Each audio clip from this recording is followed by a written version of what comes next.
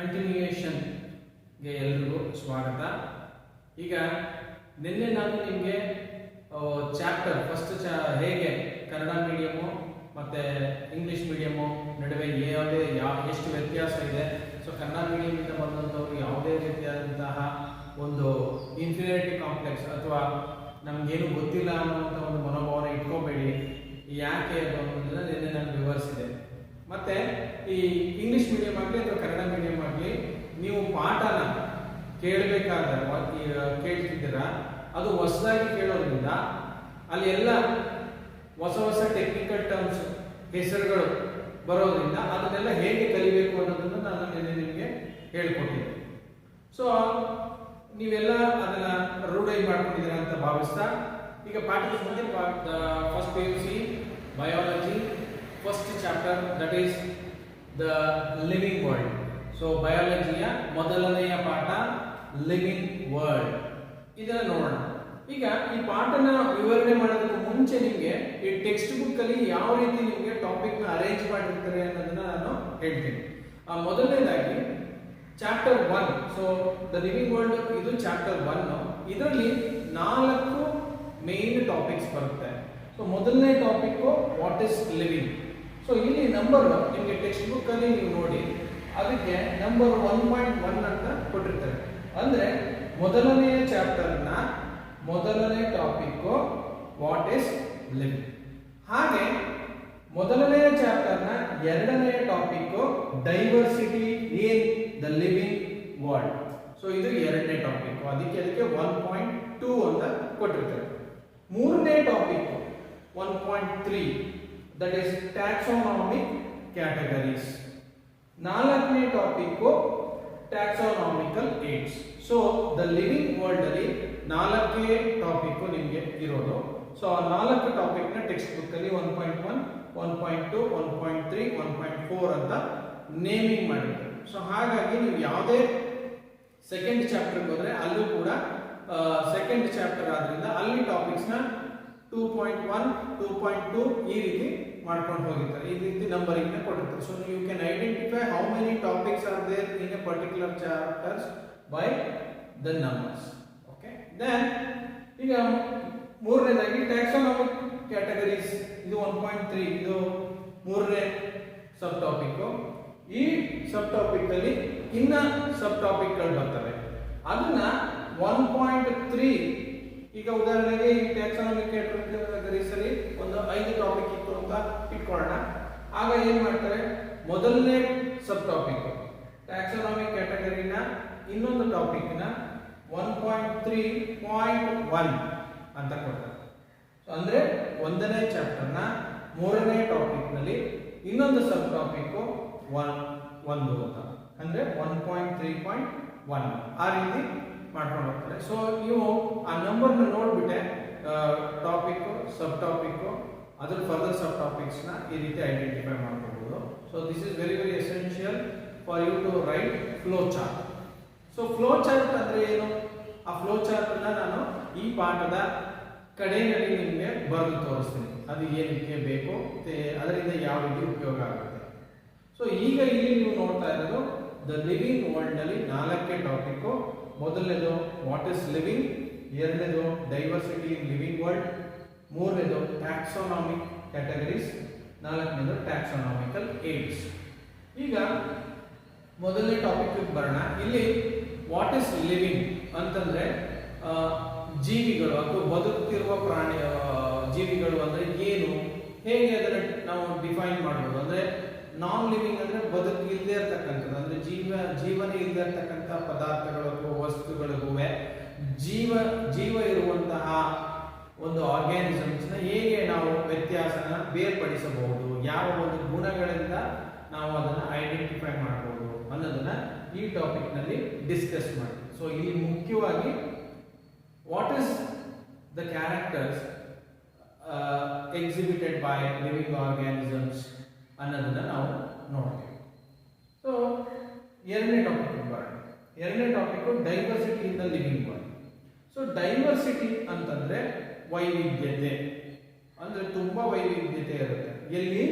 Living world ಅಲ್ಲಿ, ಅಂದ್ರೆ ಈ ಪ್ರಪಂಚದಲ್ಲಿ ಎಷ್ಟೆಲ್ಲ ಆರ್ಗ್ಯಾನಿಸಮ್ಸ್ ಇದಾವೆ, ಅವುದಲ್ಲಿ ಏನೆಲ್ಲ ವಿಭಿನ್ನತೆಗಳಿದಾವೆ ಅನ್ನೋದನ್ನ ನಾವು ಒಂದು ಪುಟ್ಟದಾಗಿ ತಿಳ್ಕೊಳ್ಳುವಂತಹ ಒಂದು ಕಿರು ಪರಿಚಯನ ಈ ಟಾಪಿಕ್ ನಲ್ಲಿ ನೋಡ್ತೀವಿ. ಅಂದ್ರೆ ಯಾವ್ದಾರ ಉದಾಹರಣೆಗೆ ನೀವು ಸಮುದ್ರದ ಆಳದಲ್ಲಿ ಹೋದಾಗ ಯಾವ ರೀತಿ ಅಂತ ಪ್ರಾಣಿಗಳನ್ನ ನಾವು ನೋಡ್ತೀವಿ, ಯಾವ ರೀತಿ ಸಸ್ಯ ಸಂಕುಲಗಳನ್ನ ನೋಡ್ತೀವಿ, ಹಾಗೆ ನೀವು ಮರುಭೂಮಿಯಲ್ಲಿ ಯಾವ ರೀತಿ ಸಸ್ಯಗಳನ್ನ ನೋಡ್ತೀರಾ, ಯಾವ ರೀತಿ ಪ್ರಾಣಿಗಳನ್ನ ನೋಡ್ತೀರಾ, ಹಾಗೆ ನೀವು ಒಂದು ಕಾಡು ನಿತ್ಯ ಋತುಗಳನ್ನ ಕಾಡು ಬಂದ್ರೆ ಅಲ್ಲಿ ಯಾವ ರೀತಿಯ ಪ್ರಭೇದಗಳನ್ನ ನೀವು ನೋಡ್ತೀರಾ.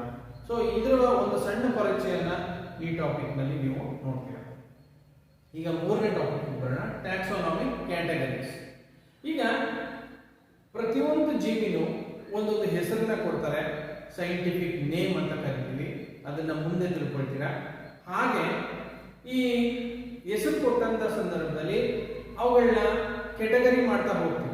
ಉದಾಹರಣೆಗೆ ಪಕ್ಷಿಗಳು ಅಂದ ತಕ್ಷಣ ನಿಮ್ಮ ಮನಸ್ಸಿನಲ್ಲಿ ಬರುವಂತಹ ಒಂದು ಕಲ್ಪನೆ ಏನಪ್ಪಾ ಅಂತಂದ್ರೆ ಹಾರುವಂತಹ ಕೆಪಾಸಿಟಿ ಮತ್ತೆ ರೆಕ್ಕೆ ಇರುವಂತಹ ಕೆಪಾಸಿಟಿ, ಎರಡು ಕಾಲಿನಲ್ಲಿ ನಡೆಯುವಂತಹ ಪ್ರಾಣಿಗಳು ಅಂತ ಮನಸ್ಸಿಗೆ ಬರುತ್ತೆ. ಅಂತ ಒಂದು ಎಲ್ಲ ಪ್ರಾಣಿಗಳನ್ನ ನಾವು ಪಕ್ಷಿಗಳ ಗುಂಪಿಗೆ ಸೇರಿಸಿ ಅದು ಪಕ್ಷಿ ಅಂತ ಹೇಳ್ತೀವಿ. ಸೊ ಅದೊಂದು ರೀತಿಯಾದ ಕೆಟಗರಿ. ಹಾಗೆ ಮೀನುಗಳು ಅಂದ ತಕ್ಷಣ ನಿಮಗೆ ಮನಸ್ಸಲ್ಲಿ ಆಟೋಮೆಟಿಕ್ ಆಗಿ ಬರುವಂಥದ್ದು ಅದು ನೀರಿನಲ್ಲಿ, ಉಪ್ಪು ನೀರಾದರೂ ಸರಿ, ಸಿಹಿ ನೀರಿನಲ್ಲಾದ್ರೂ ಸರಿ ಇರುವಂತಹ ಒಂದು ಪ್ರಾಣಿ, ಈಜು ಬರುವಂತಹ ಪ್ರಾಣಿ, ನೀರಿನಲ್ಲೇ ಇರತಕ್ಕಂಥ ಪ್ರಾಣಿ ಅಂತ ನಿಮ್ಮ ಮನಸ್ಸಿಗೆ ಬರುತ್ತೆ. ಸೊ ಈ ರೀತಿ ಕೆಟಗರೀಸ್ ನಾವು ನೋಡ್ತೀವಿ. ಸೊ ಅದನ್ನ ಸೈಂಟಿಫಿಕ್ ಕ್ಯಾಟಗರೀಸ್ ಯಾವ ರೀತಿ ಇರುತ್ತೆ ಇದು ಈ ಟಾಪಿಕ್ ನಲ್ಲಿ ನಾವು ನೋಡ್ತೀವಿ. ಸೊ ಯಾವ್ದೆಲ್ಲ ಕ್ಯಾಟಗರಿಗಳಿದ್ದಾವೆ ಅದನ್ನ ನಾವು ಇದರಲ್ಲಿ ನೋಡ್ತೀವಿ. ಓಕೆ, ಯಾವ್ಯಾವ ಕ್ಲಾಸಸ್, ಯಾವ ಕ್ಯಾಟಗರೀಸ್ ಇದೆ ಅದರ ಒಂದು ಕಿರು ಪರಿಚಯನ ನೀವು ಈ ಟಾಪಿಕ್ ನಲ್ಲಿ ನೋಡ್ತೀವಿ. ಟ್ಯಾಕ್ಸಾ ಅಂದ್ರೆ ಕ್ಲಾಸಿಫೈ ಮಾಡುವಂತ, ಅಂದ್ರೆ ಇವು ಕ್ಲಾಸಿಫೈ ಅಂದ್ರೆ ಸಪರೇಟ್ ಮಾಡಿ ಒಂದೊಂದು ಗುಂಪಿಗೆ ಸೇರಿಸಿ ಆ ಗುಂಪಿಗೆ ಒಂದೊಂದು ಹೆಸರಿಡುವಂತ ಪ್ರಕ್ರಿಯೆನ ನಾವು ಟ್ಯಾಕ್ಸಾನಮಿ ಅಂತ ಕರಿತೀವಿ. ಟ್ಯಾಕ್ಸಾ ಅಂತಂದ್ರೆ ಒಂದು ರ್ಯಾಂಕ್ ಅಂತ ಕರೆಸ್ಕೊಳ್ಳಿ. ಸೊ ಒಂದು ಎಲ್ಲವನ್ನು ಗುಂಪು ಮಾಡಿ ಒಂದು ಗುಂಪು ಮಾಡಿ ಸೇರಿಸುವುದನ್ನ ಆ ಕೆಟಗರೈಸೇಷನ್ ಅಂತ ಕರೀತೀವಿ.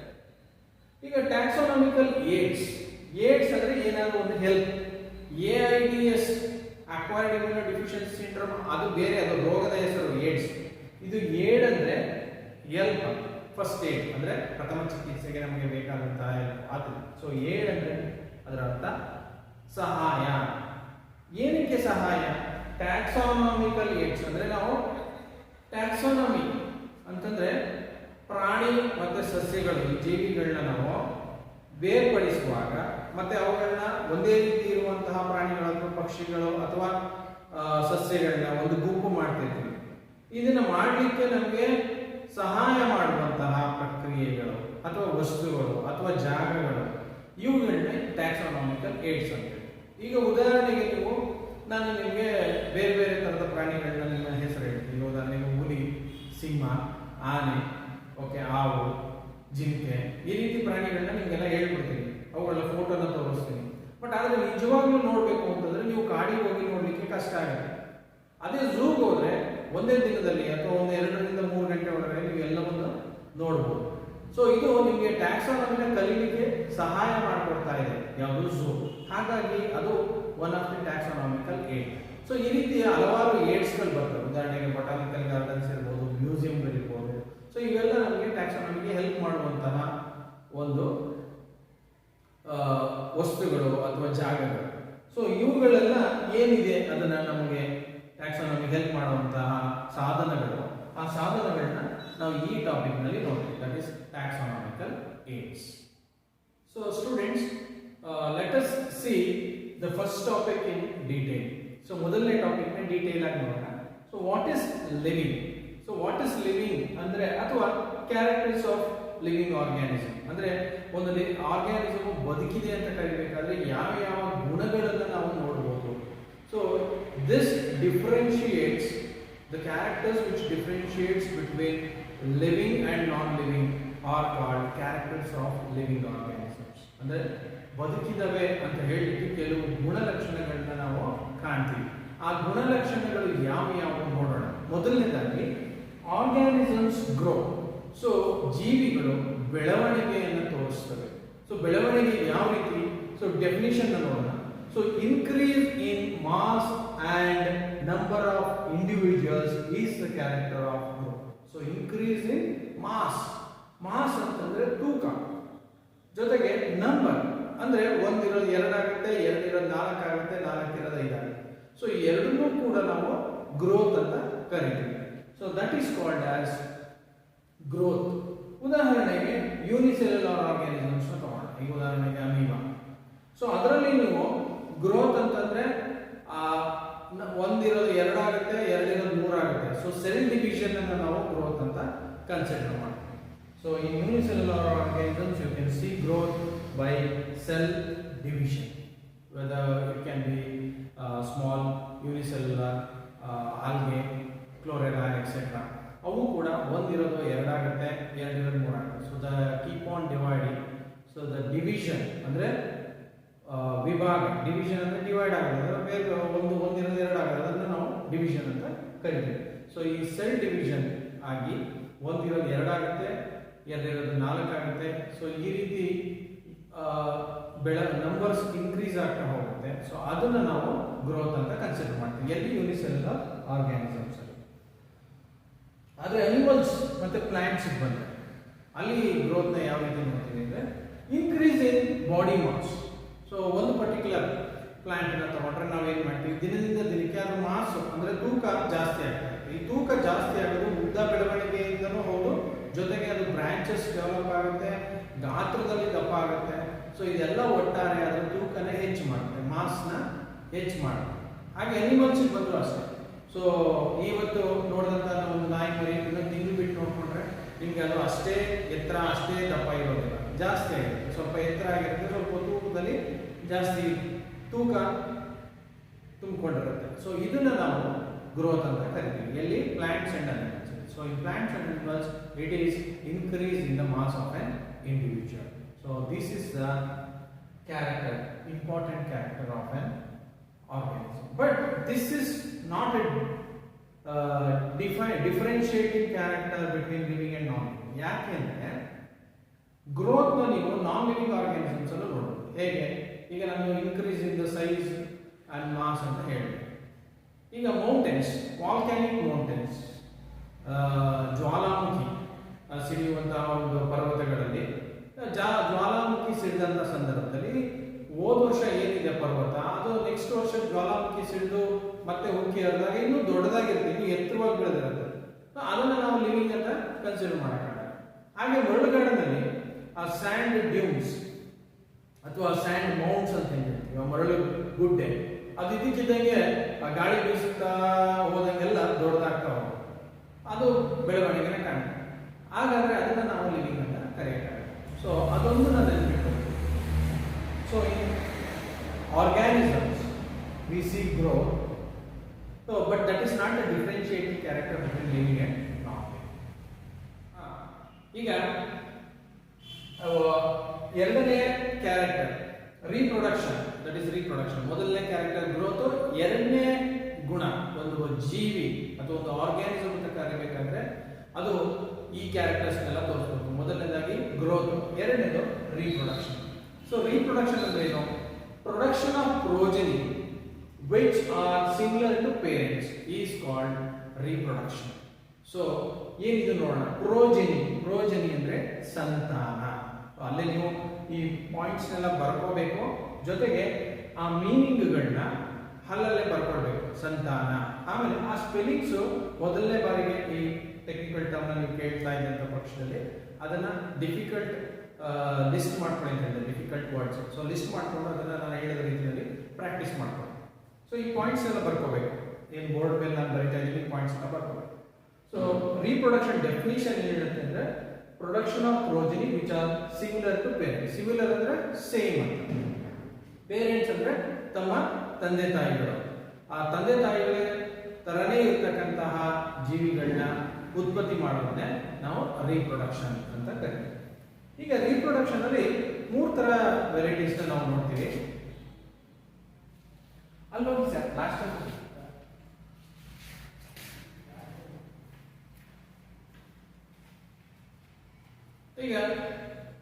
ಈಗ ರೀಪ್ರೊಡಕ್ಷನ್ ಅಲ್ಲಿ ನಾವು 3 ತರ ನ ನೋಡ್ತೀವಿ.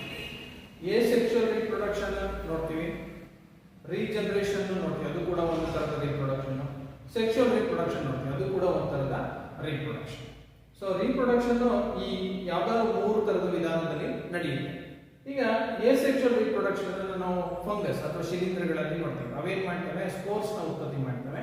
ಈ ಸ್ಪೋರ್ಸ್ ಗಳು ಗಾಳಿನಲ್ಲಿ ತೇಲಾಡ್ಕೊಂಡು ಹೋಗಿ ಇನ್ನೊಂದು ಕಡೆ ಸೆಟ್ಲ್ ಆಗಿ ಒಂದು ಪ್ರಶಸ್ತವಾದಂತಹ ಆಹಾರ ಸಿಕ್ಕಂತ ಸಂದರ್ಭದಲ್ಲಿ ಅಲ್ಲಿ ಮತ್ತೆ ಅವು ಫಂಗಸ್ ಆಗಿ ಬೆಳ್ಕೊಳ್ಳೋಕೆ ಶುರು ಮಾಡ್ತವೆ. So this is one type of reproduction. Regeneration, so ಇದನ್ನ ಪ್ಲೆನೇರಿಯಾ ಅಂತಂದ್ರೆ ಒಂದು ಪ್ರಾಣಿ ಫ್ಲಾಟ್ ಆಗಿರುತ್ತೆ, ನೀರಿನಲ್ಲಿರುತ್ತೆ, ಅದನ್ನ ನೋಡ್ಬೋದು. ಅಥವಾ ಸ್ಪೈರೋಗೈರಲ್, ಪಾಚಿಗಳು. ಇಲ್ಲಿ ಏನಪ್ಪಾ ಅಂತಂದ್ರೆ ಆ ಅನಿಮಲ್ 2 ತುಂಡಾಗುತ್ತೆ. 2 ತುಂಡಾದಂತಹ ಸಂದರ್ಭದಲ್ಲಿ it is divided into 2 pieces. Each piece, ಪ್ರತಿ ತುಂಡು ಕೂಡ ಒಂದು ಸಪರೇಟ್ ಆರ್ಗ್ಯಾನಿಸಮ್ ಆಗಿ ಡೆವಲಪ್ ಆಗುತ್ತೆ. ಸೊ 2 ತುಂಡಾಗಿರುವಂತಹ ಸಂದರ್ಭದಲ್ಲಿ ಒಂದು ತುಂಡು ಸಂಪೂರ್ಣ ಆರ್ಗ್ಯಾನಿಸಮ್ ಆಗಿ ಬೆಳವಣಿಗೆನ ಹೊಂದುತ್ತೆ, ಇನ್ನೊಂದು ತುಂಡು ಕೂಡ ಸಂಪೂರ್ಣ ಆರ್ಗ್ಯಾನಿಸಮ್ ಆಗಿ ಬೆಳೆಯುತ್ತೆ. ಅಂದ್ರೆ ಏನ್ ಕಳ್ಕೊಂಡಿತ್ತು ಅದನ್ನ ಮತ್ತೆ ಮರುಸೃಷ್ಟಿ ಮಾಡ್ಕೊಳ್ಳುತ್ತೆ, ಸಂಪೂರ್ಣ ಆರ್ಗ್ಯಾನಿಸಮ್ ಆಗುತ್ತೆ. ಇನ್ನೊಂದು ತುಂಡು ಕೂಡ ತಾನು ಕಳ್ಕೊಂಡಿರ್ತಕ್ಕಂಥ ಭಾಗನ ಮರುಸೃಷ್ಟಿ ಮಾಡ್ಕೊಳ್ಳುತ್ತೆ. ಈ ಮರುಸೃಷ್ಟಿ ಮಾಡ್ಕೊಳ್ಳೋದ್ರಿಂದ ಅವು ರೀಪ್ರೊಡಕ್ಷನ್ ಅಥವಾ ದ್ವಿಗುಣಗೊಳ್ತವೆ. ಸೊ ಇದನ್ನ ನಾವು ರೀಜನರೇಷನ್ ಅಂತ ಕರಿತೀವಿ, ಅದು ಕೂಡ ಒಂದು ತರದ ರೀಪ್ರೊಡಕ್ಷನ್.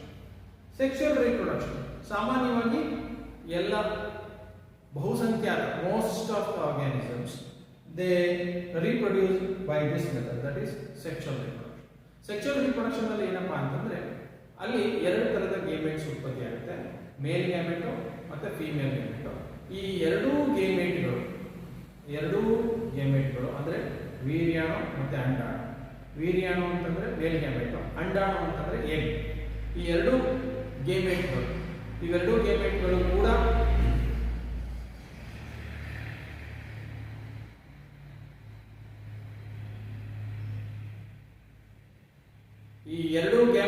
ಕೂಡ ಜೊತೆಯಾಗಿ ಸೇರ್ಕೊಂಡಂತಹ ಸಂದರ್ಭದಲ್ಲಿ ಒಂದು ಸೆಲ್ ಆಗುತ್ತೆ. ಆ ಸೆಲ್ ಮತ್ತೆ ಡೆವಲಪ್ಮೆಂಟ್ ಆಗಿ it develops into another organ, ಮತ್ತೆ ಒಂದು ಹೊಸ ಜೀವಿಯಾಗಿ ಬೆಳೆಯುತ್ತೆ. ಇದನ್ನ ನಾವು ಸೆಕ್ಷುವಲ್ ರೀಪ್ರೊಡಕ್ಷನ್ ಅಂತ ಕರಿತೀವಿ.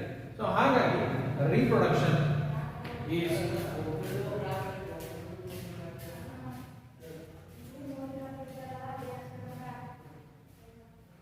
reproduction is second character of organisms, and reproduction is nothing but increase in the progeny, and it is by these 3 different methods. So ಯಾವ್ದಾದ್ರು ಒಂದು ಮೆಥಡ್ ಅಲ್ಲಿ ಅದು ರೀಪ್ರೊಡಕ್ಷನ್ ಅನ್ನ ಮಾಡುತ್ತೆ.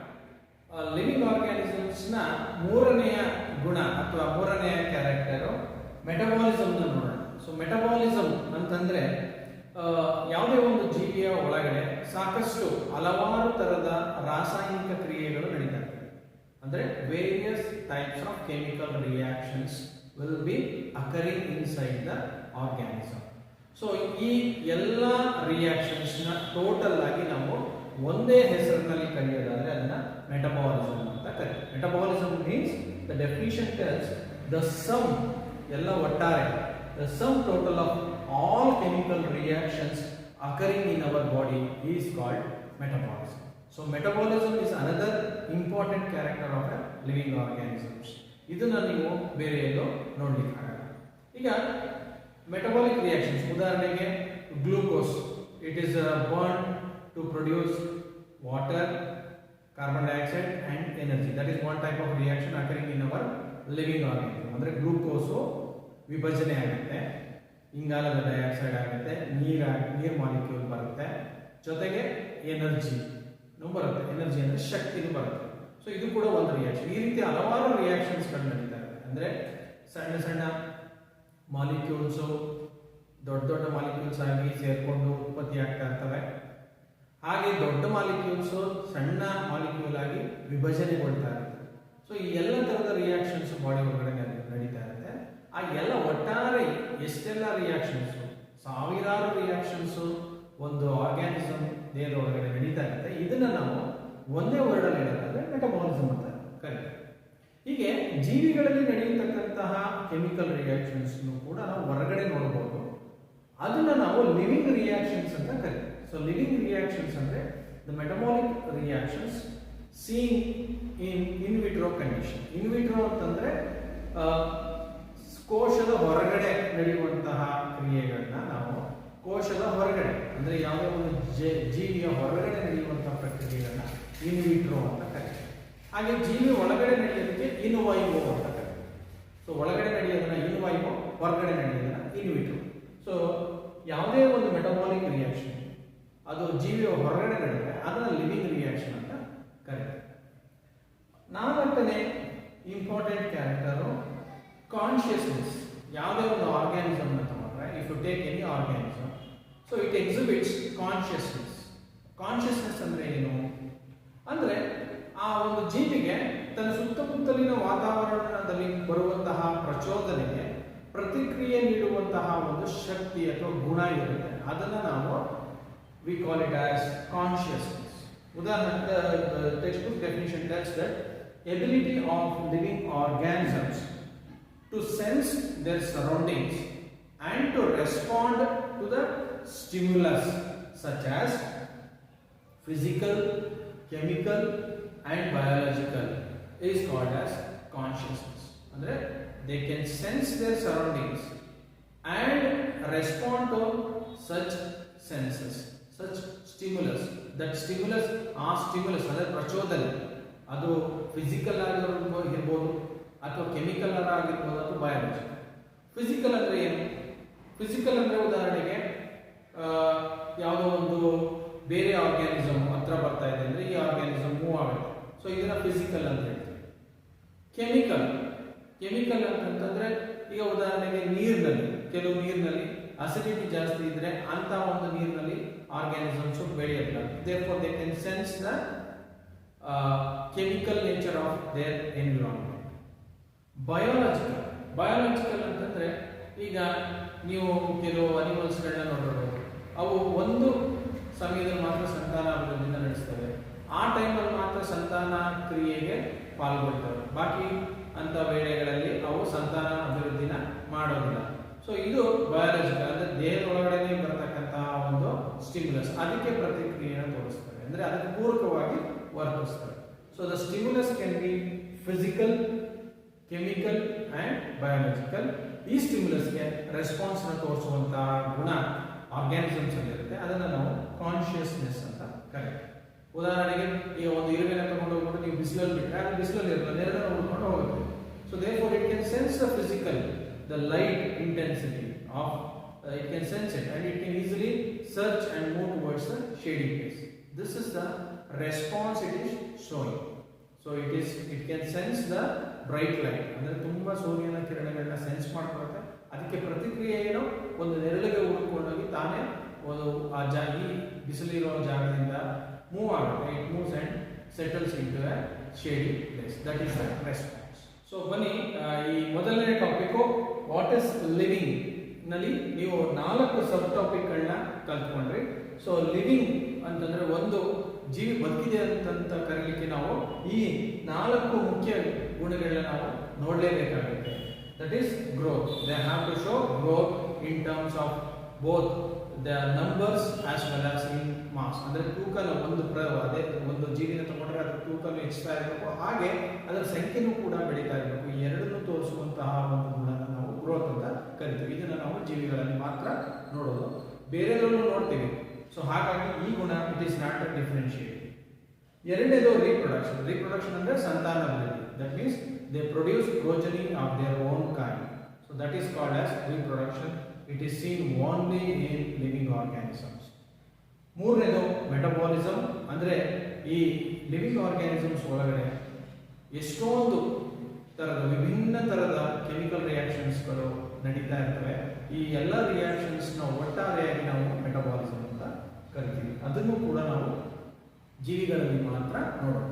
ಹಾಗೆ 4ನೇದು ಕಾನ್ಶಿಯಸ್ನೆಸ್ ಅಂತಂದ್ರೆ ಎಲ್ಲ ಜೀವಿಗಳಿಗೂ ತಮ್ಮ ಸುತ್ತಲಿನ ವಾತಾವರಣನ ಅರ್ಥ ಮಾಡ್ಕೊಳ್ಳುವಂಥ ಕೆಪಾಸಿಟಿ ಇದೆ. That means they can sense the surroundings through various stimulus and they can respond to that stimulus, and the stimulus can be physical like light, temperature, etc. Chemical, that is variation in the chemical components such as like acidity, alkalinity, etc. And they can also respond to the biological stimulus. ಈಗ ಉದಾಹರಣೆಗೆ ಯಾವುದೋ ಒಂದು ದೊಡ್ಡ ಪ್ರಾಣಿ ಬರ್ತಾ ಇದೆ ಅಂತಂದ್ರೆ, ಈಗ ಹುಲಿನ ನೋಡಿದ ತಕ್ಷಣ ಜಿಂಕೆ ಆಟೋಮೆಟಿಕ್ ಆಗಿ ಅದು ಇದು ನನ್ನ ತಿನ್ನುವಂತಹ ಪ್ರಾಣಿ ಬರ್ತಾ ಇದೆ, ನನ್ನ ಭಕ್ಷಕ ಬರ್ತಾ ಇದೆ, ಪ್ರಿಡೇಟರ್ ಇಸ್ ಕಮಿಂಗ್ ಅಂತ ತಿಳ್ಕೊಂಡು ತಕ್ಷಣನೇ ಅದು it starts escaping, try to save its own life. So this is also a kind of stimulus and response. ದೇಹದೊಳಗೂ ಕೂಡ ಸ್ಟಿಮ್ಯುಲಸ್ಗಳು ಉತ್ಪತ್ತಿ ಆಗ್ತವೆ. ಅಂದರೆ ಉದಾಹರಣೆಗೆ ರೀಪ್ರೊಡಕ್ಷನ್ ಟೈಮಲ್ಲಿ they start showing reproductive behaviours, ಅಂದರೆ ಮೇಟಿಂಗ್ ಬಿಹೇವಿಯರ್ನ ಆ ಟೈಮಲ್ಲಿ ಮಾತ್ರ ತೋರಿಸ್ತವೆ. ಸೊ ಆ ಒಂದು ಸ್ಟಿಮ್ಯುಲಸ್ ಏನು ಒಳಗಡೆಯಿಂದ ಬರುತ್ತೆ ರೀಪ್ರೊಡಕ್ಷನ್ ಟೈಮಲ್ಲಿ, ಸೊ ಅದಕ್ಕೆ response they start showing mating behaviour.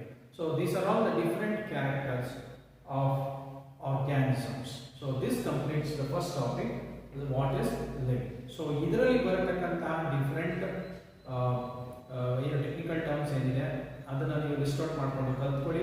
ಮತ್ತು ಕನ್ನಡ ಮೀಡಿಯಮ್ಗೆ ಬಂದಿರತಕ್ಕಂಥ ಹುಡುಗರು ನೀವು ಅಲ್ಲಲ್ಲೇ ನಾನು ಇಂಗ್ಲೀಷ್ಗೆ ಕನ್ನಡ ಮೀನಿಂಗ್ನ ಹೇಳಿದಾಗ ಅಲ್ಲಲ್ಲೇ ಬರ್ಕೊಳ್ಳುವಂಥ ಅಭ್ಯಾಸನ ಮಾಡ್ಕೊಳ್ಳಿ.